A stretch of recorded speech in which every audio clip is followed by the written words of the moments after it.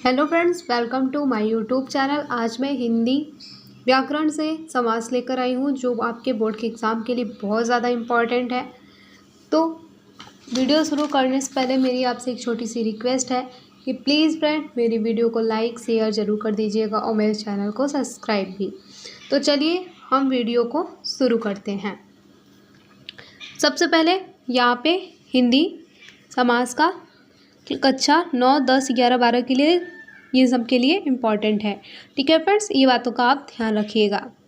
अब चलिए हम देखते हैं समास कहते किसे हैं। समास शब्द का अर्थ होता है संक्षेप।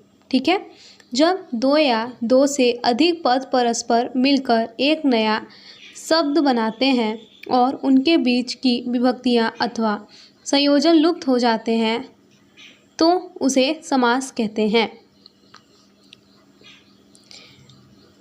समास के भेद। समास के प्रमुख 6 भेद होते हैं। अव्ययी भाव समास, तत्पुरुष समास, कर्मधारय समास, द्विगु समास, बहुब्रीहि समास, द्वंद्व समास। ठीक है, अव्ययी भाव समास किसे कहते हैं ये ध्यान से वीडियो देखिएगा। ठीक है, अव्ययी भाव समास वह समास है जिसमें प्रथम पद अव्यय होता है और समासिक पद क्रिया विशेषण का कार्य करता है।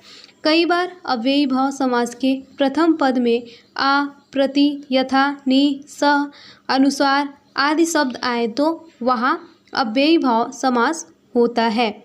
ठीक है, इसका उदाहरण हम देख लेते हैं। अनुदिनम, दिनस पश्चात, दिन के बाद, यथा कामम, काम, अतिक्रम्य, इच्छा अनुसार, उपगंगम, गंगा समीप, गंगा के समीप।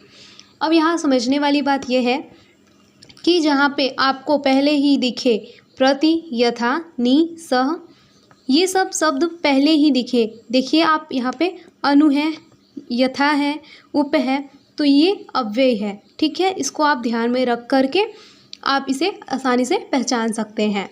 तो चलिए अब तत्पुरुष समास देखते हैं। तत्पुरुष समास में क्या है? समास का वह रूप जिसमें द्वितीय पद या उत्तर पद प्रधान होता है। जैसे गंगा जल लाओ, इस वाक्य को सुनकर सुनने वाला गंगा को नहीं ला सकता बल्कि केवल जल को लेकर आएगा। अतः गंगा जल समासिक पद जल प्रधान है, इसलिए यहाँ तत्पुरुष समास होगा। इसका उदाहरण देख लेते हैं। दशरथ पुत्रः, दशरथ का पुत्र, दशरथ का पुत्र। बाणेन आहत, बाण आहतः, बाण से आहत। अब कर्मधारय समास देख लेते हैं।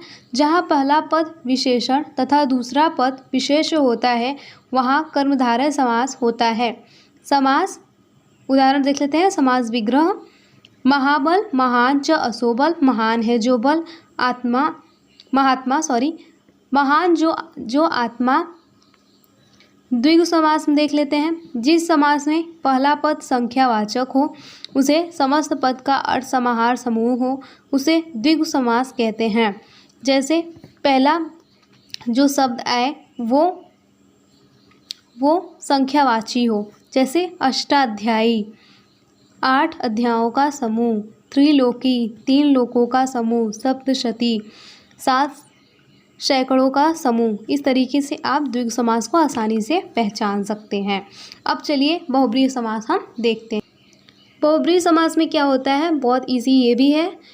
जिसमें पहला और दूसरा पद प्रधान न होकर तीसरा शब्द प्रधान हो उसे बहुब्रीहि समास कहते हैं। जैसे महात्मा, महान है जो आत्मा, जिसकी आत्मा महान हो। ठीक है, महान हो जो आत्मा, ये मैंने किस में बताया था? ये मैंने बताया था कर्मधारय समास में। ठीक है, और जिसकी आत्मा महान हो उसे उसमें बहुब्रीहि समास मैंने बताया है। पीताम्बर, जिसका पीला वस्त्र हो, अर्थात करके भी यहाँ पे आता है, अर्थात विष्णु जी। ठीक है, द्वंद्व समास देख लेते हैं। जिस समास में समस्त होने वाले सभी पदों का अर्थ प्रधानता हो उसे द्वंद्व समास कहते हैं। द्वंद्व समास में दोनों पद आपस में प्रधान होते हैं। ठीक है, जैसे राम लक्ष्मणों, राम और लक्ष्मण, बालक बालिका, बालक और बालिका, हरि हरो, हरि और हर। इस तरीके से आप द्वंद्व समास को भी पहचान सकते हैं आसानी से। उम्मीद करते हैं आपको ये समझ में आई होगी। तो प्लीज़ फ्रेंड, अगर आपको समझ में आई हो तो प्लीज़ मेरी वीडियो को लाइक शेयर ज़रूर कर दीजिएगा और मेरे चैनल को सब्सक्राइब भी। तो थैंक यू।